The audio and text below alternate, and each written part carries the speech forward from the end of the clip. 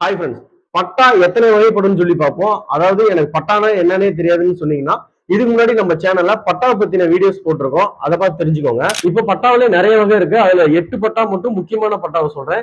தனிப்பட்டா, கூட்டு பட்டா, யூடிஆர் பட்டா, அதாவது updating data register பட்டா, நத்தம் பட்டா, நத்தம் பட்டாவில் தோராய பட்டா இருக்கு, தூய பட்டா இருக்கு. அடுத்ததா பாத்தீங்கன்னா டிஎஸ்எல்ஆர் பட்டா இருக்கு. அடுத்தது ஏடி கண்டிஷன் பட்டா இருக்கு. அடுத்தது நில ஒப்படைப்பு பட்டா இருக்கு. நில ஒப்படைப்புல டிகாட் பட்டான்னு தனியா ஒண்ணு இருக்கு. அடுத்தது பாத்தீங்கன்னா டூசி மரப்பட்டான்னு சொல்லக்கூடிய அது ஒரு பட்டா இருக்கு. இப்போ வந்து பாத்தீங்கன்னா தனிப்பட்டாவும் கூட்டு பட்டாவும்னா என்னன்னு சொல்லி பார்ப்போம்.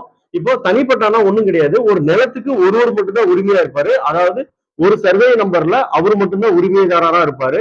அதுவே கூட்டு பட்டான்னு பாத்தீங்கன்னா நிறைய உரிமைதாரர்கள் அடங்கி இருக்கும். அதாவது அந்த சர்வே நம்பரை வந்து உட்பிரிவு பண்ணாம நிறைய பேர் அதுக்கு உரிமைதாரர்களா இருப்பாங்க. உதாரணத்துக்கு குடும்ப சொத்தை வந்து பாகப்பிரிவினை எதுவும் பண்ணாம இருப்பாங்க. அதெல்லாம் பாத்தீங்கன்னா கூட்டு பட்டாவில் வந்துடும். அதுவே குடும்ப சொத்தை பாகப்பிரிவினை பண்ணிட்டாங்கன்னா அது தனிப்பட்டாவில் வந்துடும். நெக்ஸ்ட் வீடியோல மீதம் இருக்கிற பட்டா வகைகளுக்கு உண்டான விளக்கத்தை பார்ப்போம். தேங்க்யூ.